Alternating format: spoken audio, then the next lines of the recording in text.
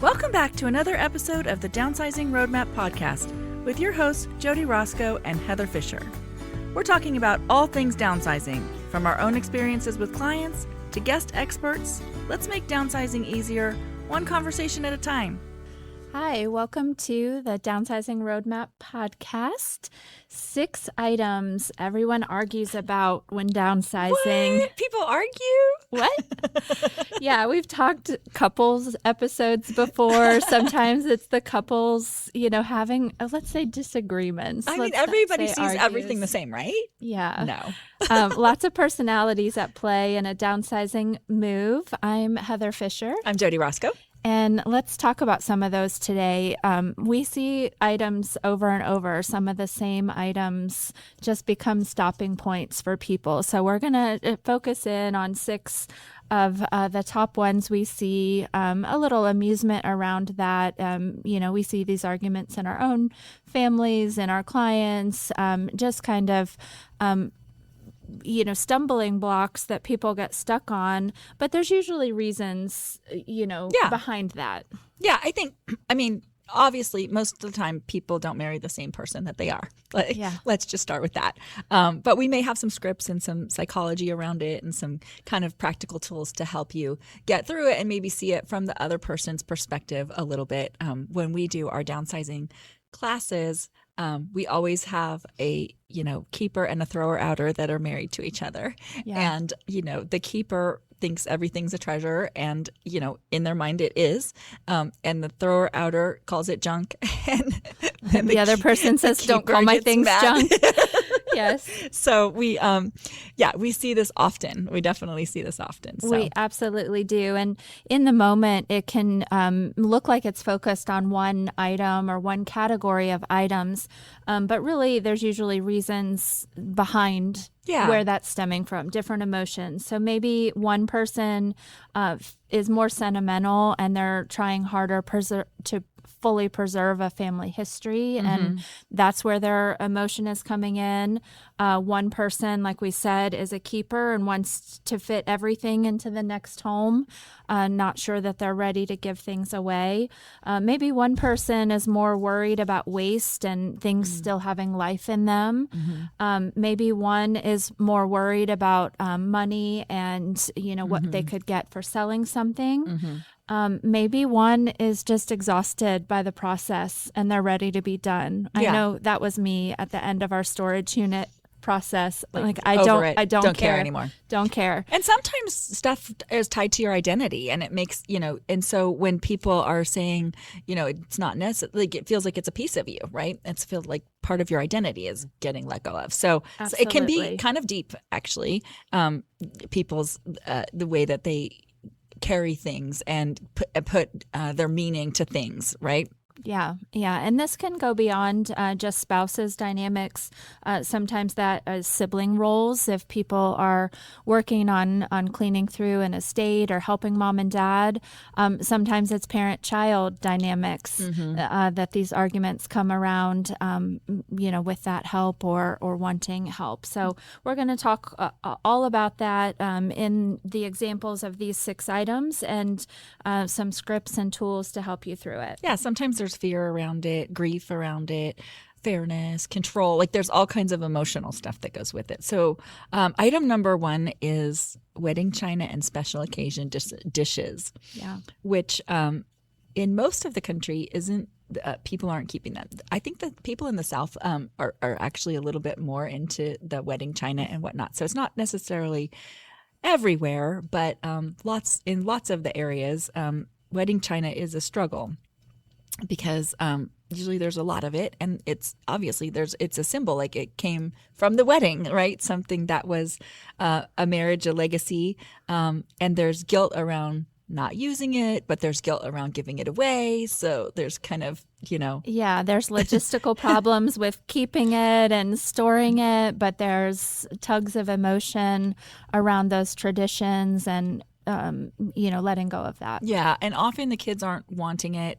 And so that's creating tension about is it being saved for them, or, who's it being saved for, or should we use it? So a lot of times we'll say use it, but some of it a lot of times it had like gold or silver edges, so then it can't go in the microwave and it can't go in the dishwasher. And so something to think about. If it is something that you could use on a daily basis and you love it, I would say use it. That's number one, before we start letting it go. But Yeah, could you repurpose, a bowl for a display bowl, and just keep that? Could you keep a teacup and saucer, or hang a couple plates on the wall as decor so that you're seeing the memory and you're having a piece of that without having the whole collection? my mom did that. My grandma had, it was actually very sweet, but she just didn't have very many pieces of it left because they had used it and it had gotten broken, but it was like pink little rose flowers. It was very sweet.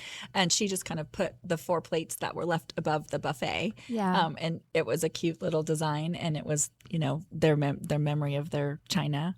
So that was sweet. But letting go of it can feel like you're letting go of like a version of yourself, that person that had all of the big family meals and hosted the holidays, and it's tied to some idealized memories, and it might feel like sad about like that time is over, or that time is gone, and even if it didn't happen like that, you might think that that's what happened with it.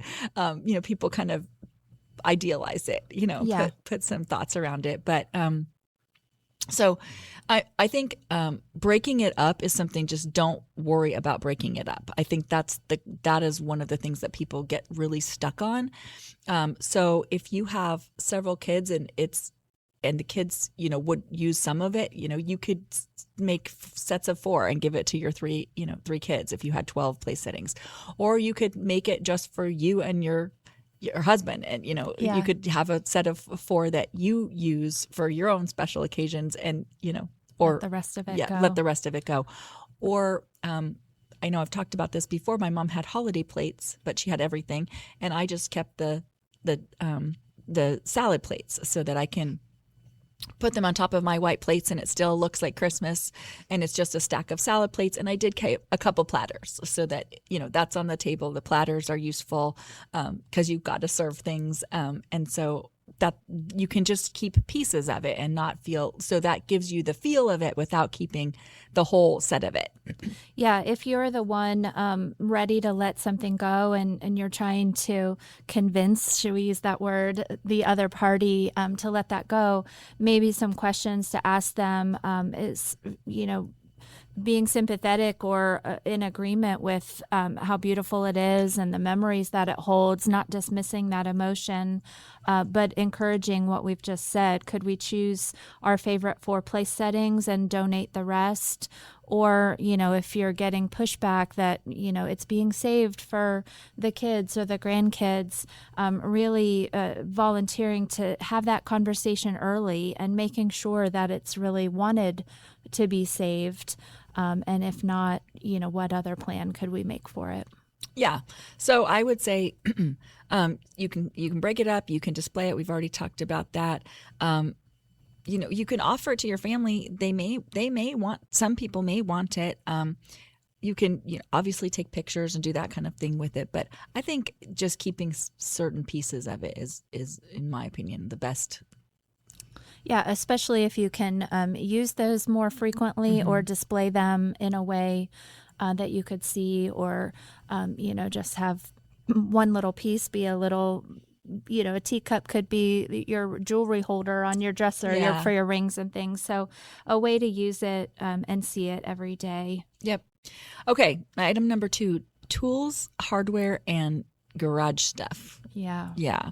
So I think this stuff, if you were the person who fixed things in the house and you were the fixer, and if anything broke, you had a tool for that and you were able to handle it, that can be hard because you fear, like there's a fear of depending on other people, like you are the one who always did it, right? Yeah. You could do it yourself.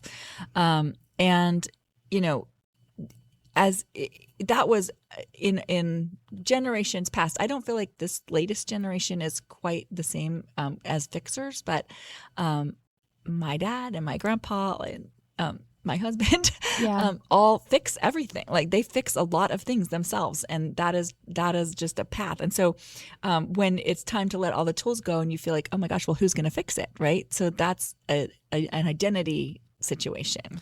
Yeah, I think a lot of the items we'll talk about today are wrapped up in that identity and being that fixer and being the one everyone comes to. It's hard to shift that dynamic. One thing you can do is to, teach and show that younger generation in your own family how to use them and how to shift into that doing it together so that they do become the fixers of the next generation and learn how to do that. But I think the dynamic is that that it feels like the fixer, it feels like that they're capable and that they're independent and that they're self-reliant, and all of those things are what is feeling like is going away, where if the kids don't fix things, they just like, well, that's just, we don't need that. Why would you need that? Why do you care about that? Like they don't see it as the self-sufficiency that the fixer sees it as, right? And so they're gonna just hire that done. Like, what's the big deal? But to them, it is a big deal. It's they're providing for the family. They're helping. They're self-sufficient in that. So that's a generational gap, I think, that we see. Yeah, absolutely. I think sometimes the whole category is hard for people to break down into smaller pieces too. And they think, I don't want to get rid of all my tools. Yeah. And maybe taking some time that you don't have to get rid of all of your tools. You might not need the table saw anymore, but you still need a screwdriver. Yeah. Because everybody needs that. So what is it that removing that all or nothing mentality can help that transition. What are the things in here that even, in younger years I didn't use, it just builds up like anything else. You bring in more, you use something once for one project. You had a project, yeah. And then it's not touched again. So being able to distinguish the whole category versus making some, curating it down a little bit first, it will feel easier when you've already removed those pieces that didn't make sense anyway to keep. Yeah, so a question would be like, what if we built a retirement toolkit? What would that look like? Yeah. It's going to have a hammer and it's going to have a screwdriver and it's going to have picture hanger things maybe, or, some things that are, you might need to generally fix, but bigger things you're not going to be building or fixing necessarily. Yeah, absolutely. Another question, let's make a top 10 list of the tools we are actually using, and that would be the start of that toolkit. We see so many tool benches when we go into people's houses, right? The big tool benches, which have all kinds of stuff. And if it's really the older generation, they have the baby jars with the screw, they've screwed them up and then you screw those and all the little screws are in those. That's my favorite. And and maybe a pencil sharpener. Lots of really cool workshops that I wish I knew how to be handier in. Yes. Yeah. Tools, actually, though, people want tools. So if your kids don't want them, tools are something that that can be sold and find a good buyer for, or even Habitat for Humanity or something along those lines. Either way, there's some great places that can donate, but people do want them and will use them. So offer your duplicates to your kids who are homeowners. They might need their own toolkit of things.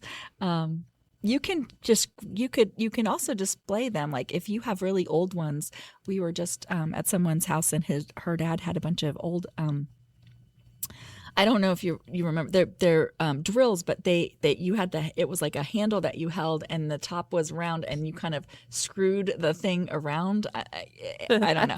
I remember them because my grandpa had a wood shop and I remember, but they were really cool. Like they're old tools. So they are cool. So you could put those on the wall, a couple of them on the wall because they're really interesting if it was something that you used a lot when you were younger, or you could make a little shadow box of it or something. So our house, our cabin that we have in New Hampshire that my family has a whole wall of old tools. And it's just, that's what the decor is. It was all my great grandpa's tools, and it's kind of cool. Yeah, very cool.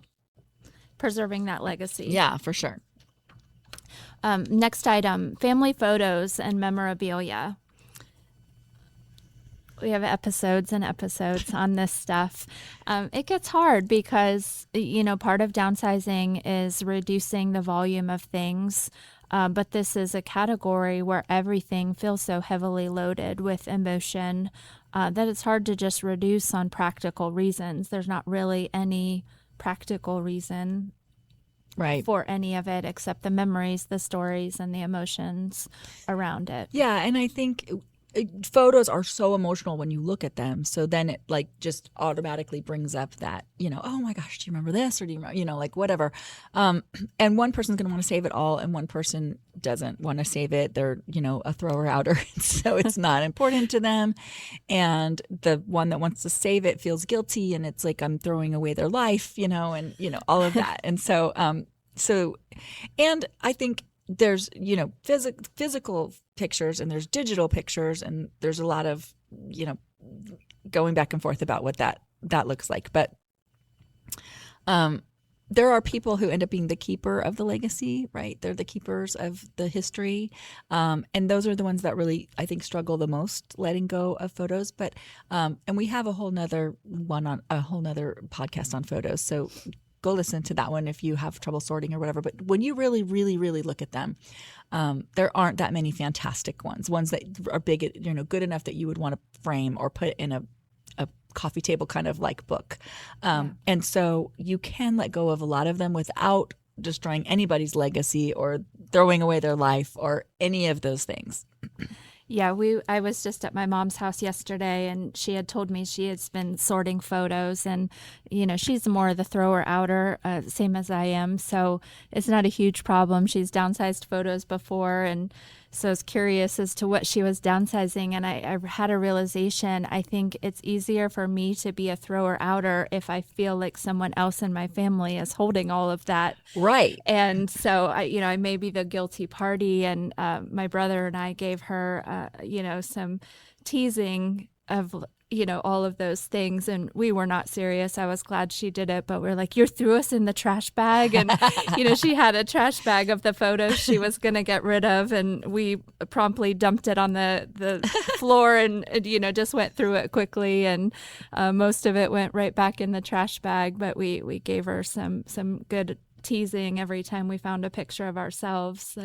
Well, and I think that's some people resent being the one that has to be the keeper of the things or feels like they have to because why doesn't anybody else care about this? Why am I the only one? And then they feel like guilty because they're the ones that feel like they have to keep it even if they might not want to keep it all. And siblings can be like, you're a hoarder, you're cold and selfless, selfish, whatever it is. Yeah. And so, that all can bring up emotional hidden obstacles of they feel like they should keep it, but they don't want to have to be the one who keeps it. There's all kinds of stuff around that. So some scripts around that could be could we spend an afternoon together choosing the most meaningful ones? You do it together, tell the stories, throw away the ones that are blurry and don't look good and all of that stuff. And I think that's what happened. We, just spent a little bit of time and flipped through them. And then my mom felt better. Okay, I'm glad you guys looked before, I took maybe 5 or 10 photos that I did want to keep. And, I'll get rid of them myself someday. But grabbed those and then she was comfortable. Okay. Well, and she might have thrown away because she had a similar one where you didn't have that one, Yeah. And so that's the thing. So, you can create, a shared album for the family shared. If you're digitizing them, you can create one album for everybody. You could take physical photos and put them in different albums for everybody and, give those as a gift or whatever. But just remember when you're doing photos, just keep the good ones and there aren't going to be that many. And that will just alleviate. Probably 80% or more of them aren't going to be great photos because back in the day, we didn't know now we take a picture till we like it. Back then, we couldn't do that. So, yeah. And always keep in mind when there's less, you can enjoy them more. If you, whatever way you're deciding to store them in a digital frame or, a coffee table album or a photo box, when it's been organized and reduced, that's easy to get out and look through and enjoy the memories where boxes of chaos, random photos all shoved together, doesn't get revisited. Yeah. And set a rule that you get one bin per person, which doesn't seem like that much. But honestly, if you start sorting photos and you're doing, a person and their life, there's some toddler photos, there's some baby photos, there's some, mid-range age photos. And, if you kind of do it by decade, if you only have a couple photos of each of those decades, that really will show their whole life if you have some really great ones. And, you might end up with, I don't know, 50 or 60 photos, and that can be an amazing collection. Yeah. But if you're looking through hundreds of photos, it's hard to visualize their life like that, right? Yeah. Versus not that many, but just really the good progression, ones. Yeah. Yep. So, host a memory night. Have the family over, make some food, and read stories, record stories of what's happening. You can make videos of that. You can record voice of that. Yeah. You could put the pictures with it. Like, that would be super cool. Yeah, absolutely. And everybody has different stories, right? So not just yours. If you do that in a memory night, then you could share everyone else's stories too. You can get perspective on who's in the photos and who they might need to go to when you have more people there as well. Yep. Family photos can be problematic, but they can also be really fun. Yeah. So number 4, books, magazines, and hobby collections. How many houses have we gone into with the big National Geographic magazine collection? So many. So many. Yeah. I know at my grandparents' house when I was little, it was the Reader's Digest. Oh. Mm-hmm. Yeah, lots of Reader's Digest. Mm-hmm. Or the Encyclopedia Britannica. We had a bunch of all the books of the encyclopedia. There was all of those. But hobbies. There's a reader, a knitter, a traveler, a historian, whatever. And I do think it's important to think about that for yourself when you're sorting through things. What is your legacy, and what do people remember you for? Were you great at cooking? Were you great at some kind of hobby that you did that people would want some of that, quilting or whatever that is?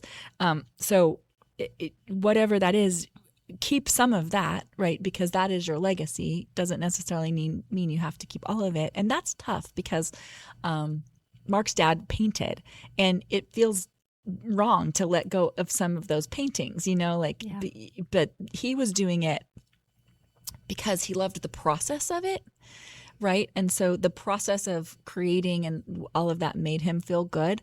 And so if you keep one or two of the ones that you love so much, I know that's hard to let some of that go, but that it wasn't about the end result. I think it was for him about the process of doing. Yeah, and you guys have some pieces of his art. I know you've talked about the hand-painted cards he made and things like that. So that's the connection someone else has to your talent, is what you've already gifted them. Yeah. That's what they're going to treasure. So at some point, it does just become a volume issue of the end result and finding a place where someone's going to love it and enjoy it. But it can't necessarily be you or your family with just that volume. Yeah. Yeah. So when you have hobbies and the hobbies create lots of volume, figure out where that is, that you can also share that, right? Your mom was, what is she, knitting? She does crochet. Yeah, crochet. And so she had a bin of scarves and hats or whatever.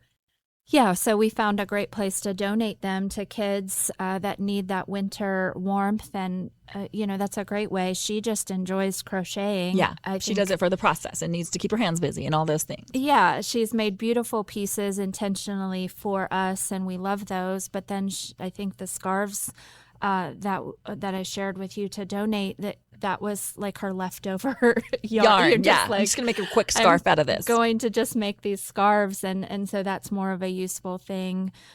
We've got our past client that is, looking for places for her mom's paintings. I love that so much. That story just warms my heart so much. She's looking for her mom painted portraits, and she's trying to connect those portraits that she's come across in her mom's things with the names in the corner in our town on who might know them. And it just, I so can't wait invested. to see. I know, I'm totally I know. invested. So she's made a Facebook page and she's posting these pictures, and they're beautiful. Her mom was a beautiful artist, Yeah. but she doesn't know who the people are. And so she's posting them and might have a name, a first name. Some of them didn't have names. Maybe one or two had the first and last name. She was Yeah. so excited when she found, that. But We'll link that Facebook page in Yeah. our show notes if you're, from our area, and help her find, because it's a volume issue for her. Right. She has the pieces, the portraits of family members and all of that. And now she's trying to find that spot where someone else can love it. Yeah. And I mean, how cool would that be to just get a picture of your, loved one from a long time ago? Yeah. And it's super cool. I hope she finds everybody. We'll link it for you guys, just so you can kind of see what that is. But what a wonderful thing to do with them. Because she can't keep them all, and they don't mean as much to her as they would mean to the family members, who Right. might get that. So very, very cool. Right. Be creative about what you can possibly do with things. But so books, magazines, hobbies. You could donate to local schools or libraries, assisted living communities. Who else, if you have back to that everything in, nothing out. If your craft just has too many supplies that you'll ever get through, too much fabric, too much yarn, too much painting supplies, can you either organize a class where you're sharing that? Can you donate it so someone else could enjoy it? It doesn't mean fully giving up the hobby, but how can you balance how it's taking over your space versus what you're using? Yep. And books for me, if I'm going to read them again, then I'll keep them. If I'm not going to read them again and I enjoyed them, but I'm not going to read them again, it's time to let somebody else read them, because that's the joy of reading, right? Yeah. Passing that. Sharing, Yeah. having a shared experience. So, okay. Number 5, inherited furniture, like from your parents or your grandparents. This one's hard. Furniture is just hard in general. It's big, it's bulky, it's heavy, and there's not a ton of resale value if you were ready to get rid of it and you wanted to sell it. It doesn't have, very little categories of furniture right now have a good resale value. So it feels like the options are just keeping it or donating it. And it's such a big thing to keep, like you said, it's big. Yeah. And so, somebody sees it as junk, and somebody sees it as mom and dad's memories. Somebody feels like they're going to be stuck with it because they feel the guilt, but then so they feel guilty about letting it go, but it doesn't fit in their house. And that's when we get into those houses where I was saying, I think maybe on the last podcast, where it's just lined with furniture, because they didn't get rid of anything else. They haven't really designed it. It just keeps coming in because they feel guilty for keeping it. And if you love it, find a place for it. Use it in your house, like as a actual design thing that it is. Don't just stick it in the corner and whatever. Use it. If you don't love it, give yourself permission to not keep it. Yeah, and I think in this episode we're talking about, where those conflicts come up and why. And I was thinking about this, and sometimes the problem is furniture is so big and bulky, like we said, that it's taking up space in your home, but visual space too. And oftentimes there's only one person that has the emotional, if it's inherited from your parents, your grandparents, and maybe you're taking it out of that guilt or that childhood memory, but it's not what you would choose today, you've got this massive item and the other person's like, I don't know about that, Right. that big, dining hutch. And Right. you're thinking, I had every Thanksgiving, in my grandma's dining room with that. And there can be that conflict of differing emotional connection to an item that's so large. Yeah. Yes. I mean, it's possible to repurpose it, paint it, reupholster it, refinish it, made it into a more modern use. That's possible. You could take pictures of it before you let it go, just if you felt like you really needed to, see it. You can write a story tag, and when you donate it, you can write a little story that you tape in there so that the next people know it was loved and, Yeah. what its life was before it came to them. But I think donation is also a great way to handle it because there are so many people who are in need and need things. And if you find a good donation place where people are actually in need of the things, that I think feels so good.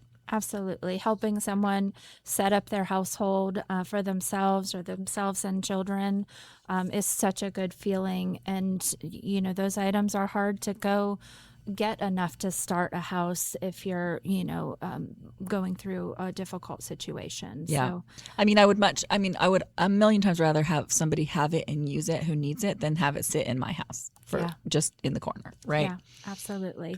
Okay. Number 6, the just in case items. We might need it someday, Jody.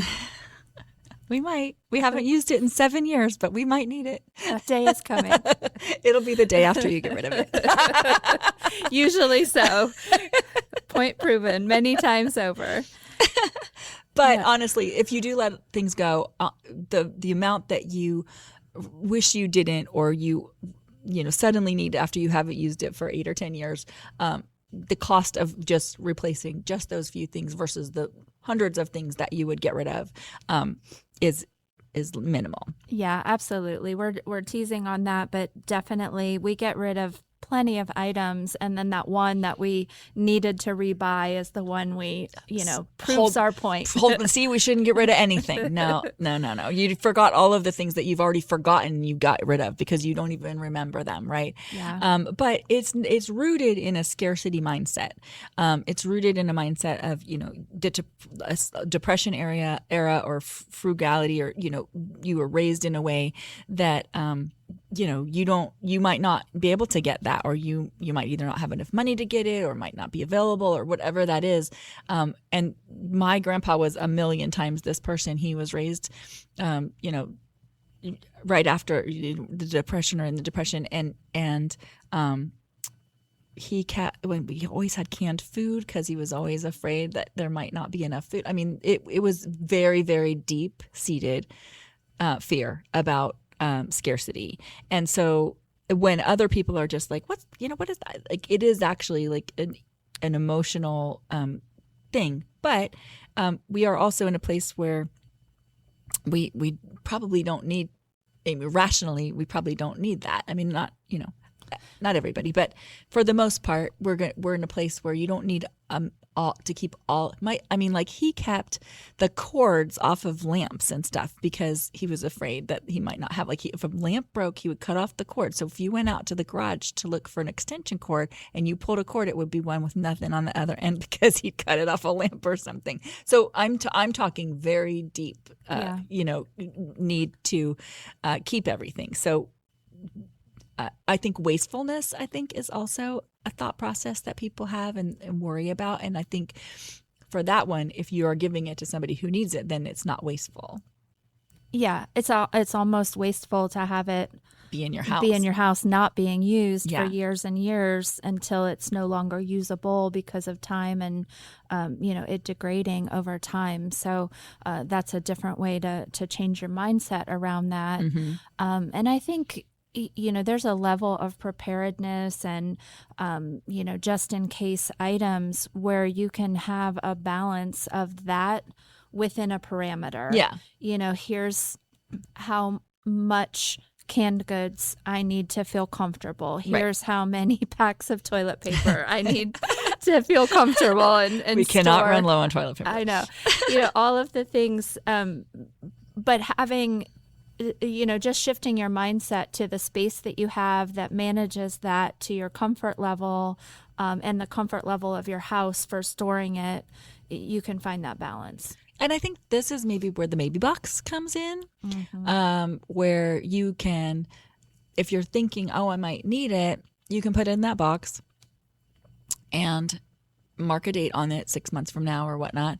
And if you haven't gone to go get it because you needed it, then you can go ahead and donate it because you aren't using it. But don't open that box again. You've already made those decisions. And if you open the box, you'll have to remake all the decisions again. So you are like 90% to making that decision when it goes in the maybe box. You are thinking, I don't really think I'm going to need this, but just in case, Yeah. right?